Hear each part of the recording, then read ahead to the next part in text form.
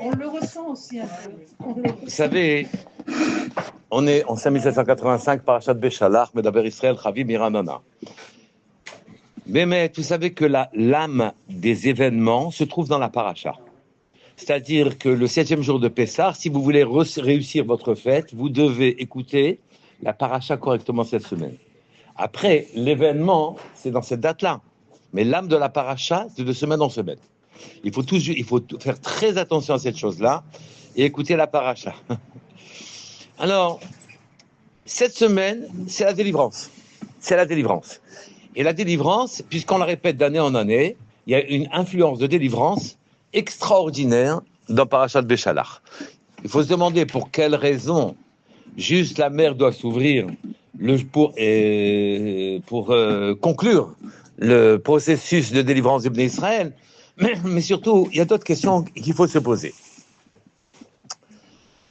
Le titre, on aurait pu l'intituler différemment, on aurait pu dire « L'intention de notre monde ». On va expliquer ces choses-là tranquillement. Si vous préférez, ne pensez pas que le monde façonne notre conscience, c'est l'intention qui façonne le monde. Le kavana qui façonne le monde, oui. En plus de ça, on vient de sortir de la Iloula de Baba Salé. Ce sont des hommes qui ont une dimension gigantesque, importante, extraordinaire, qu'on a envie, de manière dans notre paresse naturelle, qu'on a envie d'attribuer à des cadeaux particuliers que leur a fait Akadosh Baruch Hu. Ne croyez pas ça. N'importe qui peut arriver là où ils sont. Simplement, les gens sont feignants, ils aiment bien la vie de tous les jours, le cadre dans lequel ils vivent, ils l'apprécient, ils l'honorent, le décorent, le fixe, oui, mais c'est à la portée de tous les juifs de faire ça. Je vais vous expliquer plus précisément. Évidemment, naturellement, ça demande beaucoup de travail, mais ne croyez pas que c'est hors de portée. En vérité, dans cette paracha, on apprend que la mer s'est ouverte devant les Bnei Israël. Vous connaissez l'histoire. Les Bnei Israël sont sortis, ils ont été poursuivis par Paro, ils les ont rencontrés devant la mer, et Moshe leur a dit, Daber el Bnei Israël ve'Isaou, parle au Bnei Israël et qu'ils passent, c'est pas la peine de me prier, qu'ils passent. Qu'ils passent. Ils vont où? À droite, à gauche, et derrière c'est le désert, il y a l'armée de Paro qui veut les tuer. Donc, il leur a dit de rentrer, Moshe Rabbeinu leur a dit de rentrer dans la mer. De rentrer dans la mer. Est-ce que c'est un ordre normal? Oui. Eh bien, les Bnei Israël ont obéi, ils sont rentrés dans la mer, et la mer s'est ouverte. En fait, on nous dit qu'un contrat liait la mer à Hachem. Depuis le début des temps, il était prévu qu'elle était, c'est marqué dans la paracha, qu'elle est choseret etanao. Elle est revenue à sa condition première. Quand elle s'est refermée, elle est revenue à sa condition première. Mais les etano, c'est les mêmes lettres que tnao. Oui, il y a eu un tnaï, il y a eu une condition préalable lors de la création de la mer, une condition préalable, et cette condition était que quoi qu'il arrive, quand les Bnei Israël sortiront d'Égypte, alors à ce moment-là, la mer devait s'ouvrir devant eux. C'est-à-dire que la mer était programmée pour s'ouvrir devant eux. Donc on a l'impression que c'est un miracle qui n'a rien à voir avec nous, au bout du compte. Une fois qu'on a fait le travail en Égypte, on sort d'Égypte et la mer s'ouvre devant nous. Oui. Eh bien, en vérité, on apprend que quand Moshe Rabbeinu a tendu son bras devant la mer, oui, il a enlevé son bâton. Il n'a pas tendu son bâton, il a tendu son bras devant la mer. Oui, eh bien, la mer a refusé de s'ouvrir. Et donc, on ne comprend pas. Il y avait un tnaï de départ. Il y avait une condition de départ. C'était prévu, la mer était prévue depuis la création, qu'elle s'ouvre devant les Bnei Israël qui sortent d'Égypte. Oui. Alors, pourquoi elle ne s'est pas ouverte? Hein? Pourquoi elle ne s'est pas ouverte? Et on dit qu'elle s'est ouverte, en vérité, devant le cercueil de Yosef. D'accord? Vous voyez ici, d'ailleurs, l'importance, au passage, l'importance de l'humain. Oui. On dit que la mer a vu deux choses. Elle a vu un kalvachomer, un raisonnement a fortiori, et elle a vu le cercueil de Yosef. Et elle s'est ouverte. On ne comprend pas du tout quel kalvachomer, quel raisonnement a fortiori. La mer, elle a vu, elle a entendu, oui. Et quand elle a vu le cercueil de Yosef, qu'est-ce que ça change? Pour quelle raison les choses ont été changées à ce moment-là? Oui. Quel est le rapport entre la mer qui s'ouvre et le cercueil de Yosef? Et pour quelle raison elle s'est refusée alors qu'il y avait un tnaï très clair qu'elle devait s'ouvrir à la sortie des Bnei Israël d'Égypte. D'accord? La Mechilta dans le premier Pérec,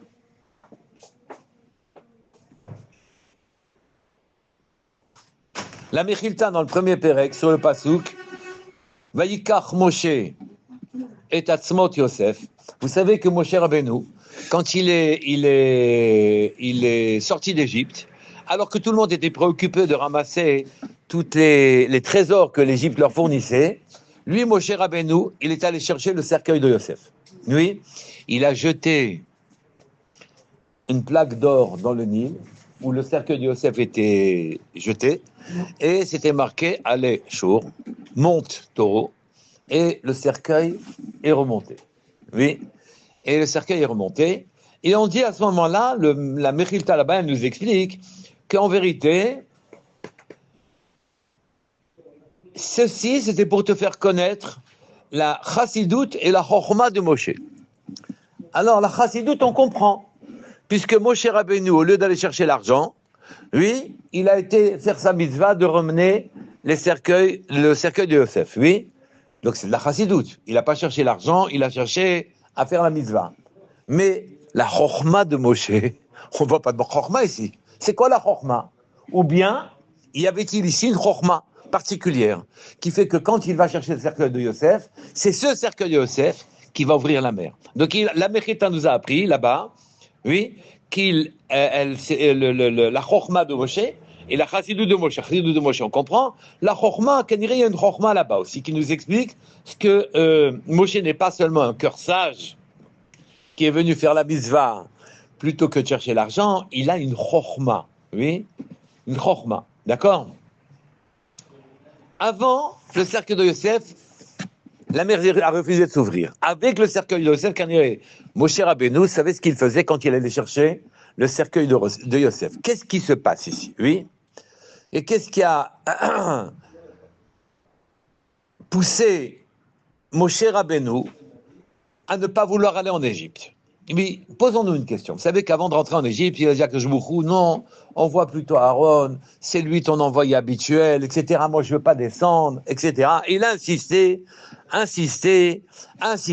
à tel point qu'au bout du compte, Kajbourou, il a un peu courroucé, il a un peu fâché, oui. Et on se pose la question, mais Kajbourou dit, mais je vais t'accompagner, je vais tout faire avec toi. Pour quelle raison Moshe a-t-il refusé? D'accord? Et il lui a dit, Moshe Rabbeinu a dit, mais les Bnei Israël ne vont pas m'écouter. Est-ce que les Égyptiens vont m'écouter? C'est le raisonnement de Moshe Rabbeinu. Va'ani arel sfataim. Et moi, je parle pas bien, oui. Donc, si les Bnei Israël à qui je vais apprendre une bonne nouvelle, et que les bonnes nouvelles, on aime les écouter, oui, à qui on une bonne nouvelle. Les bonnes nouvelles, on aime les écouter. Eux, ils vont pas m'entendre. Alors les Égyptiens, eux, qui n'ont pas du tout intérêt à laisser partir les Bnei Israël, est-ce que eux, ils vont m'entendre? Et je suis lourd de lèvres, je ne parle pas bien. La fin de la phrase, la fin du pasouk, elle est inutile. Si c'était suffisant de dire, si les Bnei Israël ne peuvent pas m'entendre, comment les Égyptiens vont-ils m'entendre? C'est qu'en vérité, non. C'est qu'en vérité, Moshe Rabbeinu était en train de dire à Kadosh Baruch Hu, si moi, le dirigeant du clan Israël, je ne parle pas correctement, c'est qu'en vérité, le peuple n'est pas prêt. C'est qu'on n'est pas au point. C'est que c'est pas le moment de sortir. Oui, on devait sortir au bout de 400 ans. On était descendu en Égypte pour récupérer les vitalités qui ont été perdues par Adam Arishon. Ces vitalités qui ont été perdues par Adam Arishon ont été employées opportunément par les Égyptiens. Ils ont capturé ces étincelles de vie de manière à s'abandonner dans des mœurs invraisemblables, à être dans l'immoralité la plus totale. C'est un pays au débauché comme pas permis, l'Égypte. Un pays incroyablement débauché. C'était la culture normale, c'était la débauche en Égypte. C'est-à-dire qu'Adam Arishon, pendant 130 ans, il n'a pas connu Chava. Et il a perdu des Netzutzot. Il a perdu, par le fait qu'il n'a pas connu sa femme, il a perdu des vitalités qui auraient dû être investies dans son épouse Chava. Et à ce moment-là, ça aurait été donné des créatures. Là, il y a de la vitalité qui est sortie sans sans pour autant être investi dans un corps qui va faire un travail sur Terre. Je suis clair? Donc et l'ego l'utilise dans le mauvais et donc, sens. rien n'est perdu. Oui, mais c'est dans le mauvais sens. Oui, et les goyim ont récupéré ses vitalités après, et les goyim ont récupéré ses vitalités, et ils les ont employées, au lieu d'employer les vitalités pour pouvoir faire la Avodat Hashem, ils ont employé la vitalité pour faire la Avodat Hashem. Oui, pour travailler pour eux, et ils se sont livrés à la débauche, l'immoralité, l'idolâtrie, le meurtre, tout. Bref. Pourquoi il a perdu du temps? Hein? Pourquoi il n'a pas connu Parce qu'il était courroucé contre Chava, qui lui avait fait manger le prix Etradarat. C'était venu par Hachem? Hein? C'était venu par Hachem ou bien? Non, Hachem, il nous donne une marge de manœuvre. On a un couloir dans lequel on a plusieurs choses qu'on peut faire. De toute façon, ça ne gêne pas. Si jamais ça gênerait Mashiach, il nous empêcherait de le faire. Mais tant que ça ne gêne pas Mashiach et qu'il y a une ligne qui nous permet d'y arriver, on a une marge de manœuvre. Donc, et à Kadosh Baruch Hu, donc à laisser Adam Arishon. Et puis, on comprend aussi, il n'était pas très heureux. Quoi. Ouais. Pourquoi ces nitzotzot arrivent justement en Égypte? C'est partout dans le monde. L'Égypte est le pays juste après Israël. Le premier pays après Israël. Donc quand ça tombe d'Israël, ça tombe en Égypte. Ouais. C'était le pays Bechor, c'était le grand pays. L'Égypte, il y a Israël et l'Égypte. Oui. Et donc, donc les Bnei Israël, pourquoi ils sont descendus? Au bout du compte, il y avait 13 tzadikim parfaits. Il fallait qu'ils dégringolent, qu'ils descendent de niveau, qu'ils aillent. Pourquoi? C'est qu'il y avait un travail à faire. Seuls des gens de cette dimension pouvaient aller récupérer les netzutzot, rester tzadikim dans l'endroit où les netzutzot se trouvaient, les vitalités se trouvaient. Et donc, comme aimanté, les vitalités allaient revenir aux tzadikim, revenir vers les tzadikim. Et donc, ils avaient pour faire un travail, ils étaient descendus en Égypte pour faire ce travail. On en parlera à Pessah plutôt, mais avant Pessah. Oui. Et donc, il y avait 400 ans pour faire ce travail, comme c'était prévu comme ça. 400 ans. Et donc, Moshe, le libérateur, n'était pas prêt. Et donc, il bégayait. Il n'était pas encore prêt. Il balbutiait. Sa langue n'était pas prête à dire les paroles de libération. Et puisqu'il balbutiait, Paro lui-même allait être certain que ce n'était pas le moment de la délivrance. Et donc, vous comprenez maintenant pour quelle raison Paro, alors même qu'il a pris plusieurs plaies sur la tête, oui, il continuait à persister de ne pas laisser les Bnei Israël sortir, alors que visiblement, les Égyptiens lui disaient, mais tu n'as pas encore vu que l'Égypte était perdue, qu'est-ce qui te prend? Oui, Kadosh Baruch Hu leur dit c'est le cœur de Paro. Mais là, on comprend mieux que Paro, dans son derrière mental, dans son cheminement mental, il savait, il pensait, il était sûr, oui, que c'était pas le moment d'être délivré. Donc, Moshe Rabbeinu, il a fait un Kal Vachomer, il a fait un raisonnement à faire sur lui. Vous savez ce que c'est un raisonnement à faire sur lui? Non? Oui, non. Raisonnement à faire sur lui, c'est si je suis moche et que je me marie, toi qui es beau, évidemment que tu vas te marier. Kal Vachomer. Si la chose facile, elle marche déjà, celui qui a toutes les qualités pour, n'est-ce pas que ça marchera? C'est ça le raisonnement. Si déjà les Juifs ne vont pas, les Israël ne m'entendent pas, comment les Paro vont m'entendre? D'accord? Et donc la mère, elle a entendu. Donc ce Kal Vachomer, Moshe l'a fait devant Akadosh Baruch Hu. Ce Kal Vachomer, Paro l'a fait pour ne pas délivrer les Bénis Israël. Ce Kal Vachomer, la mère l'a fait aussi en disant excusez-moi, moi je vous prends à la sortie d'Égypte quand vous avez fini le travail et ce qui est programmé c'est dans 400 ans. Or maintenant, c'est que 210 ans après votre entrée en Égypte, il manque 190 ans. Et donc moi je ne m'ouvre pas. Puisque je suis programmé pour m'ouvrir au bout de 400 ans, il n'y a pas eu de 400 ans, moi je ne m'ouvre pas. Donc la mère a vu un Kal Vachomer. Mais quand tu as vu le cercle de Yosef, alors à ce moment-là, la mer s'est ouverte. D'accord? La mer s'est ouverte. Et. Quelle est la différence? Pourquoi le cercle de Yosef? Oui, on va voir maintenant. On va voir. C'est ça que je voulais dire justement. Et c'est ça l'objet du shiur en vérité. Donc Moshe Rabbeinu a fait ce Kal Vachomer, la mère a fait le Kal Vachomer. Paro a fait le Kal Vachomer. La mère n'avait aucune raison de s'ouvrir. Que la mer s'ouvre, c'est un grand moment, non? Il fallait que toutes les conditions soient réunies pour que la mer puisse s'ouvrir. Eh bien, la mer a dit, moi je ne m'ouvre pas devant vous. J'ai été créé avant vous, oui. La mer a été créée avant les hommes. c'est pas à vous qui allez me commander, donc je ne m'ouvre pas. D'accord? En vérité, je m'aperçois ici, on a envie de dire que la mer qui s'est ouverte, c'est un grand miracle divin. Oui?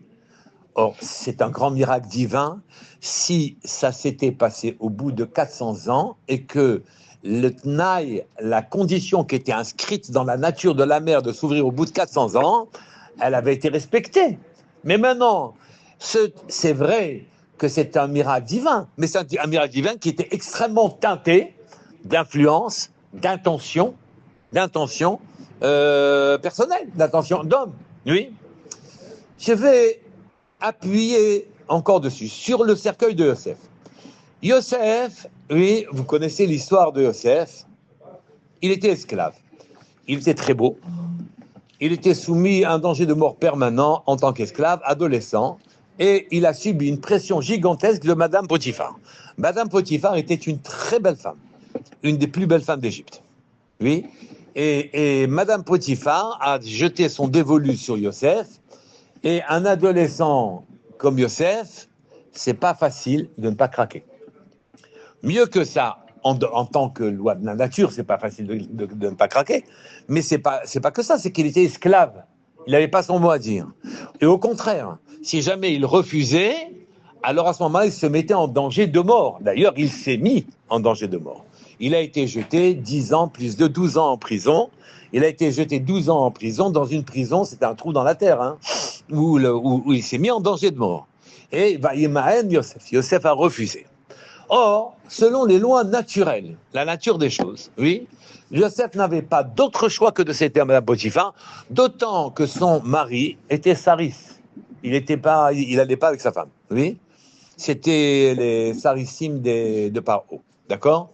Et donc, c'était un truc qui posait pas trop de problèmes, de manière générale, oui, qui posait pas de problème.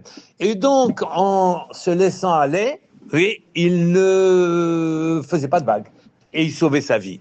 La nature normale des choses, c'est la mort ou la vie, on choisit la vie. Et c'est ça la normalité. Or, Yosef a refusé la normalité des lois de fonctionnement de ce monde-ci. Il a refusé. Voyez, Maën Yosef. Yosef a dit non.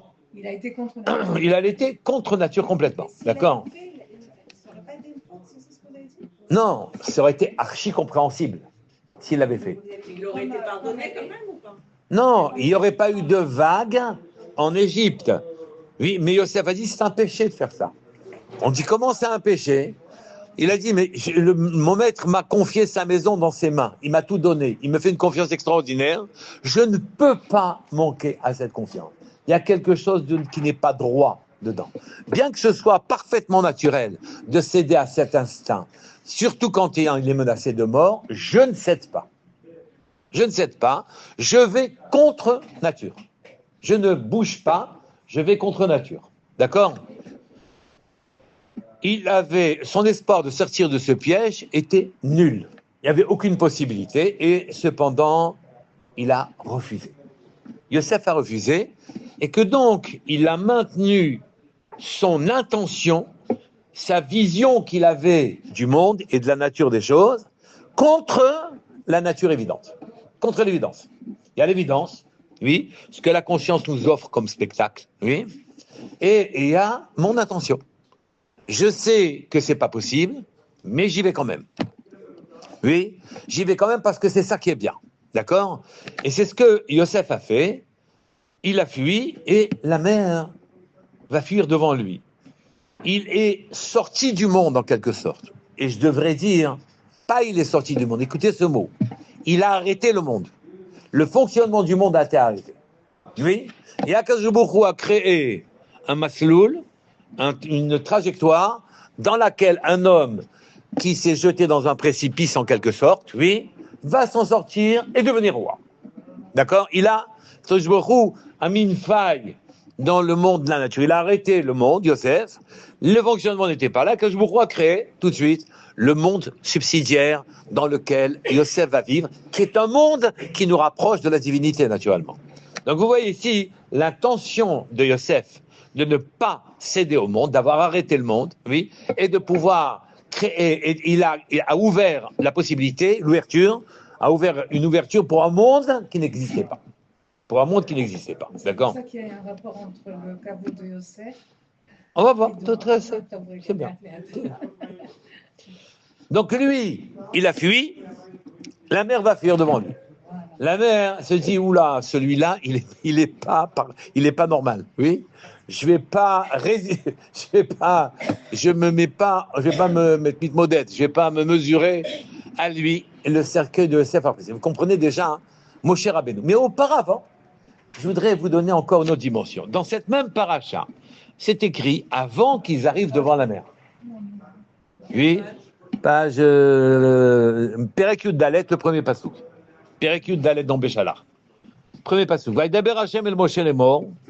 Hashem a parlé à Moshe les morts en disant Daber el Bnei Israël, Vaya Shuvu, Vaya Chanou lifne pi achirot. Qu'ils reviennent en arrière et qu'ils campent. L'ifné devant pi achirot, devant la bouche de la liberté qui s'appelait pas pi achirot. Ça s'appelle pi achirot parce qu'on a été libéré à ce moment-là. Ben Migdol, Ben Hayam, l'ifné Baal Zephon, devant une idole qui s'appelle Baal Zephon, la seule qui était encore debout. Akadosh Baruch Hu a trompé Pharaon, qui croyait qu'Akadosh Baruch Hu ne pouvait pas faire tout ce qu'il voulait, donc il l'a laissé penser qu'il y avait une idole qui avait tenu. Donc, c'est Akadosh Baruch Hu, il peut pas tout. Il est pas dans l'esprit de Pharaon. Oui, Chazilia.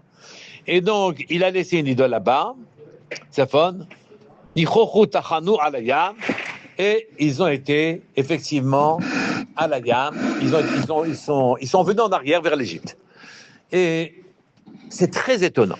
D'abord qu'Akadosh Baruch Hu a voulu stratégiquement perdre Paro, c'est-à-dire lui faire une faute à Paro.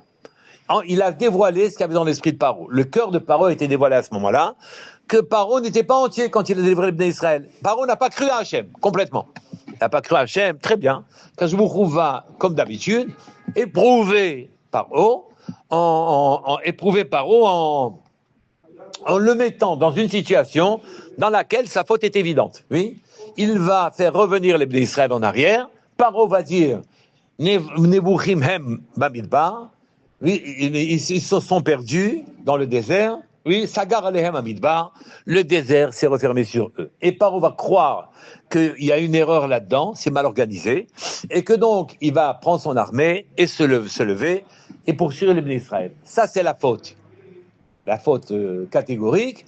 Il va suivre les Bnei Israël, il va les retrouver bloqués devant la mer, et la mer va s'ouvrir devant les Bnei Israël et se fermer sur les flots vont se refermer sur l'armée de Paro, qui est venu avec toute sa richesse dans la mer pour qu'il donnait de l'entrain à... Vous n'avez pas vu des vraies manifestations d'Arabes, vous n'avez pas vécu dans ces temps-là, mais dans les manifestations d'Arabes, ça hurle, ça crie, il y a d'excitation. Et donc, il a amené tout l'argent avec lui, de manière à ce qu'il y ait tout le cœur à faire cette guerre, et tout son argent est arrivé dans les mains des Bnei Israël qui étaient trouvés de l'autre côté de la mer. Donc, il est tombé dans le piège. Mais la question qu'on pourrait se poser, c'est pour quelle raison? D'accord, Paro, on comprend qu'il fallait le mettre devant une situation où c'est clair ce qu'il avait dans le cœur, oui. Mais les Bnei Israël, quand même, il faut penser à eux, ils sont revenus en arrière. Ils venaient de fuir l'Égypte, ils sont revenus en arrière. Ils ont écouté Moshe Rabbeinu. Alors que je vous crois dire à Moshe Rabbeinu, fais-les revenir en arrière. Et ils ont écouté Moshe Rabbeinu parce que eux, ils n'entendent pas Kadosh Baruch Hu. Ils entendent Moshe. Donc ils ont obéi à Moshe Rabbeinu. Mieux que ça, ou pire, oui, c'est que d'habitude, ils étaient guidés par une nuée. La nuée n'était pas là pour les créer le jour. La nuée, le Hanan, n'était pas là pour les éclairer le jour, car il faisait jour. C'était là pour les éclairer la nuit et les guider. Mais la nuée du jour était là pour les guider. Or, la nuée, elle n'a pas bougé. Donc, d'un côté, la nuée ne bouge pas pour leur indiquer le chemin qui devait... Si la nuée avait bougé pour les faire revenir en direction d'Égypte, ils auraient dit, bon, c'est Hachem qui dit, on retourne en Égypte, on retourne en Égypte. Mais pas du tout. La nuée n'a pas bougé, et Moshe Rabbeinu leur a dit, on retourne. Et donc, ils se sont trouvés devant un dilemme. Oui? Quoi? La nuée ne bouge pas, et Moshe Rabbeinu nous dit de bouger, et ils ont obéi à Moshe Rabbeinu. Ils ont obéi à l'humain. Akadosh Baruch Hu voulait ici nous éprouver à nous, au passage, et nous donner une leçon. Laquelle leçon on devait recevoir? Une leçon extraordinaire. C'est que c'est vrai que c'est Hachem qui dirige tout et qui maîtrise tout. Mais l'homme aussi a du pouvoir. Chacun doit prendre son pouvoir personnel et pas vivre affalé dans le monde, oui, ahuri, en train de boire, cuver son vin, cuver sa bocha, cuver les trucs, taper dans les dos, etc. Un homme, il a du pouvoir. Il a dit, Moshe Rabbeinu, dis-leur. Et ils ont suivi Moshe Rabbeinu en indiquant, en se disant, c'est possible qu'un homme puisse faire beaucoup de choses. Akadosh Baruch Hu a dit, c'est à l'homme la place de faire lui aussi des choses. C'est pas que Hachem qui fait. C'est Hachem et l'homme. Bien sûr qu'Hachem ne laissera pas un homme faire un miracle ou sortir des lois naturelles si jamais ça ne correspond pas au projet divin, c'est évident. Mais rien n'empêche un homme. Un homme a de la valeur. Un homme, il doit avancer. Un homme, il n'est pas fait pour vivre vautré dans la matérialité. Dans la création du monde, Asher bara Elohim la'asot. C'est-à-dire que l'homme... Oui, mais d'habitude, là, saute, on comprend, je scie du bois, je fabrique des meubles, je cours dans les couloirs en tant que trader et faire attacher caisse, et c'est ça qu'on entend. Il fait faire, je laboure la terre, voilà, oui, je laboure la terre, et je fais des beaux fruits, ils sont beaux les fruits, les maisons, elles sont belles, les routes, elles sont belles, le goudron, il est beau, le machin, il est beau. C'est ça que ça veut dire la saute, d'habitude. C'est faux. La saute, ça veut dire faire l'œuvre d'Hachem. Retirer, c'est-à-dire faire Baba Sali. Le Sfat Emet, aujourd'hui c'est la Iloula du Sfat Emet, lui aussi il avait un miracle incroyable qu'il faisait dans ses mains. Ces gens-là ont fait des choses c'est ça la Hassot. La Hassot, c'est pas je fais des routes, j'ai fait des maisons, j'ai fait des barrages, j'ai fait des armées, etc. C'est pas ça. La Hassot, c'est... C'est aussi ça. Hein? C'est aussi ça. Non, c'est d'abord ce que je dis. Okay. Oui, après il faut bien faire des routes. Oui. On ne peut pas marcher dans les marécages tout le temps, quoi. C'est dommage. Oui, mais il faut bien faire des routes, on va pas... Mais en vérité, il y a dans la capacité de l'homme de faire des grandes choses. Ils ont obéi à Moshe Rabbeinu. Ils sont revenus en arrière. Et ici, vous voyez ici une dimension particulière.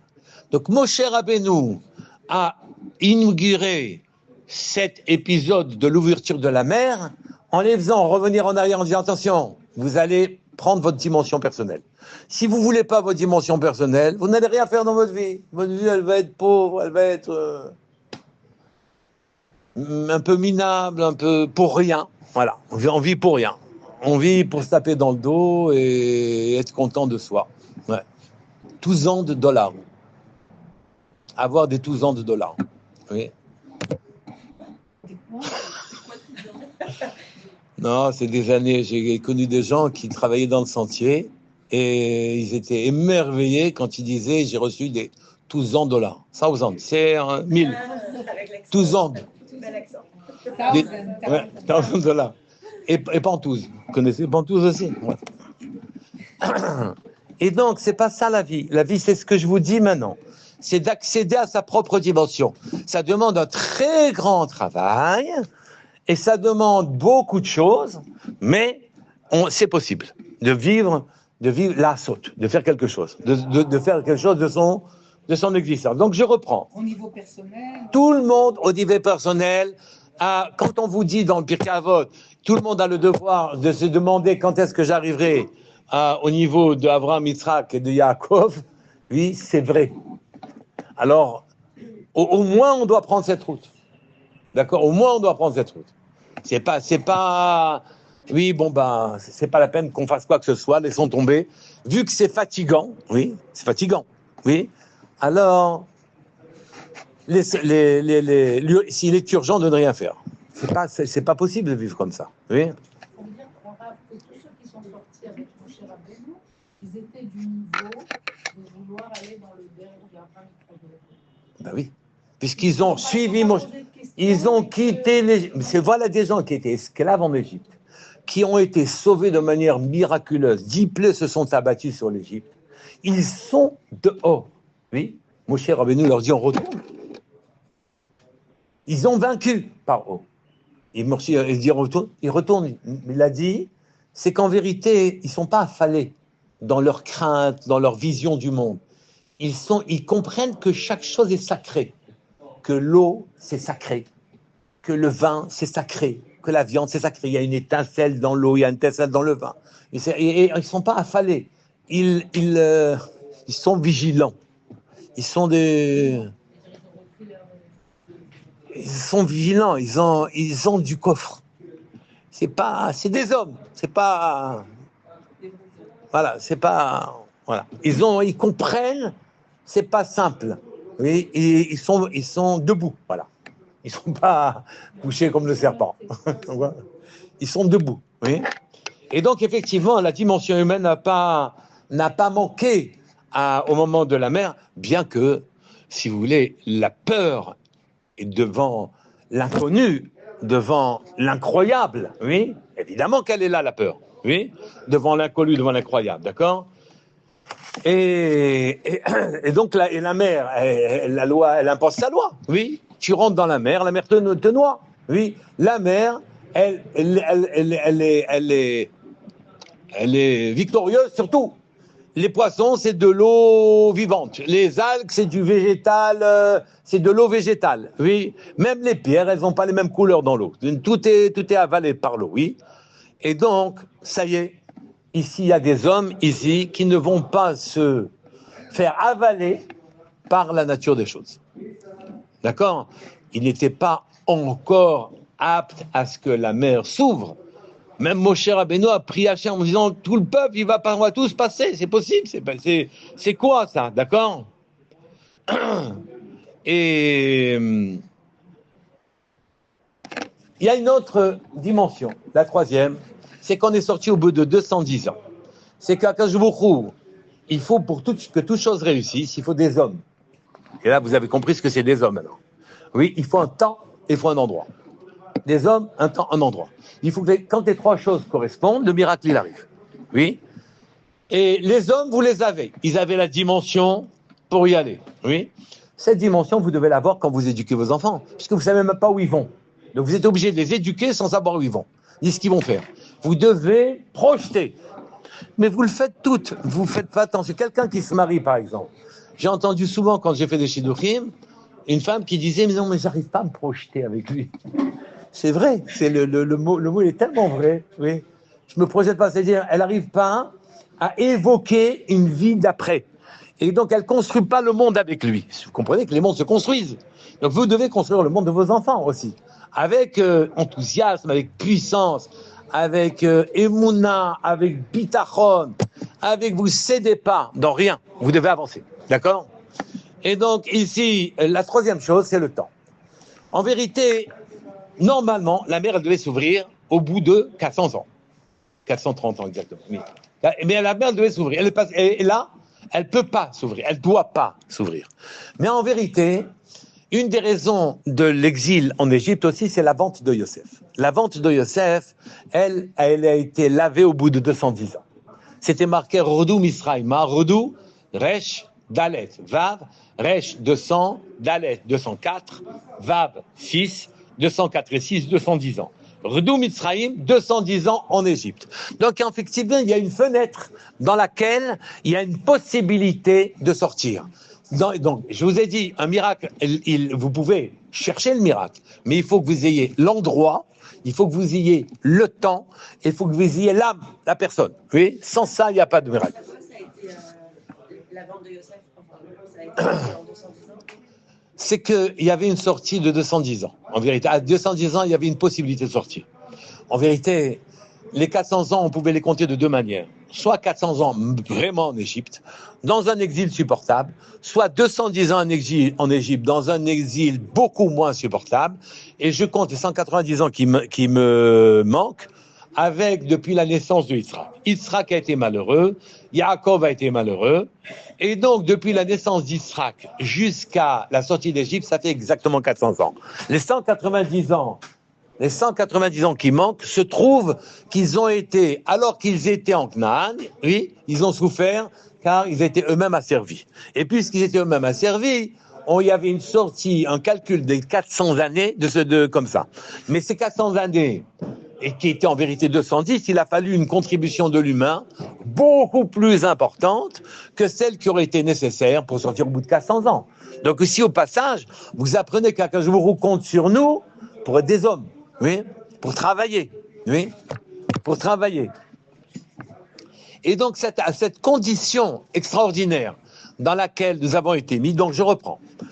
Tout le monde a accès au miracle, sans aucune espèce d'exception.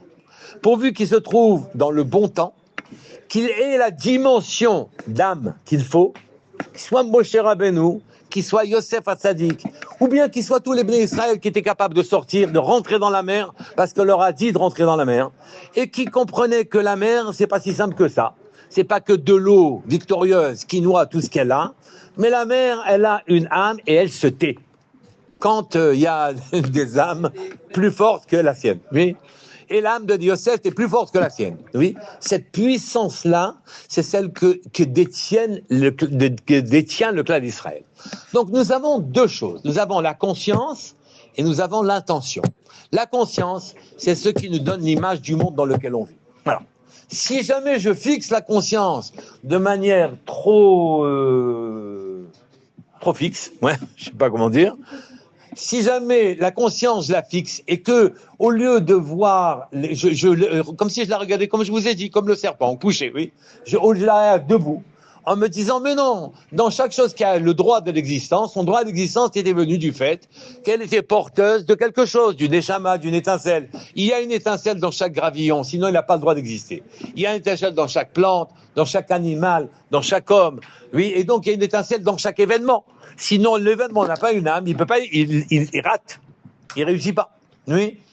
Et donc une fois qu'on a perçu cette dimension-là d'âme qui fait que ça marche, et qu'on a cette dimension et qu'on regarde debout les événements, la mer peut s'ouvrir pour nous, il n'y a pas de problème. C'est le regard fixe que je porte sur la mer qui fait que la mer ne s'ouvre pas. Oui, si j'ai un regard différent sur le monde, l'intention que j'ai de faire fonctionner le monde différemment dans le sens d'Akadosh Baruch Hu provoque que j'arrête le monde tel que je le vois, et je crée un sentier pour que le monde prenne mon chemin. C'est moi qui crée le monde, oui. Prenne mon chemin, c'est moi qui crée l'enfant, c'est moi qui l'éduque dans le sens dans lequel je veux. C'est pas vrai, c'est pas possible, ça m'intéresse pas. Ça doit aller dans ce sens-là, c'est tout, oui. Et donc c'est moi qui fais les choses avec mon intention. Ma kavana est puissante. C'est ce que j'ai reçu comme instrument de la part de Akadosh Baruch Hu, qui fait qu'en tant que juif, je suis capable par ma kavana d'influer sur le monde. Et les miracles, cette dimension-là, qui est une dimension juive, elle est dans les mains de beaucoup d'hommes. Je vous ai dit Baba Salé, dont on a fait la Iloula hier. Aujourd'hui, c'est la Iloula du Sfat Emet. Mais il y en a plein. Rabbi Zundel, des gens qui faisaient des miracles parce qu'ils n'ont pas fixé leur conscience sur le monde tel qu'il leur apparaissait. Dans un regard morne et protubérant, oui, un œil protubérant qui regarde le monde de manière comme un animal, mais ils ont eu un œil animé, une puissance, oui, qui leur permettait à eux de faire fonctionner le monde comme ils veulent. Alors naturellement, ce n'est pas à la portée de tout le monde, mais c'est à la portée de tout le monde, mais pas tout le monde est prêt à faire ça. Il faut beaucoup travailler. Il faut une perfection personnelle comme Moshe Rabbeinu, une perfection personnelle comme Yosef. Je dois même ajouter que dans cette perfection personnelle, il y a une idée que le monde n'est pas une fumée, un voile. Oui. Dans cette perfection personnelle, il y a cette idée-là. Il y a l'idée que je ne suis pas affalé sur le monde en train d'en profiter tel qu'il est, mais au contraire, je m'en abstrais pour tirer et du profit matériel et du profit spirituel, de chaque chose. Et du vin, je tire le profit matériel et le profit spirituel. Et de l'eau, je tire le profit matériel et le profit spirituel. D'accord ? D'ailleurs, quand vous êtes fatigué du vin, c'est que vous êtes à saturation dans un des deux profits. Oui ? Et donc, ici, cette dimension-là qui fait que le regard qu'on porte sur le monde, avec son intention, façonne le monde, c'est que ça a été donné au clan d'Israël. Mais on demande à l'homme une perfection. debout, pas couché sur le monde, pas affalé sur le monde. Demande un regard vers Hachem. Ça demande aussi qu'Hachem y participe en disant oui, c'est le moment. Je t'ouvre le moment. Pourquoi je t'ouvre le moment? Parce que le monde, il a une histoire qui mène à Mashiach. Le monde a une histoire qui va nous mener vers Akadosh Baruch Hu. Et donc, par mon intention, j'influerai sur le monde, à la condition naturellement que ça correspond aux lignes possibles d'histoire qui font venir Mashiach. Oui, ça c'est pour le temps.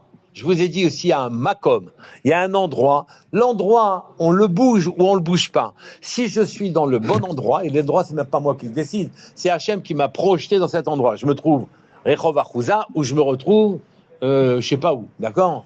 Et c'est pas moi qui décide. Donc l'endroit doit être apte, l'âme de la personne doit être apte dans sa dimension, et le temps, ce soit un temps qui soit le bon temps. C'est pour ça que la Kriyat Yamsouf, qui devait être un miracle purement divin, oui, regardez à partir du Tnaï qu'au bout de 400 ans, les Bnei Israël devaient sortir d'Égypte.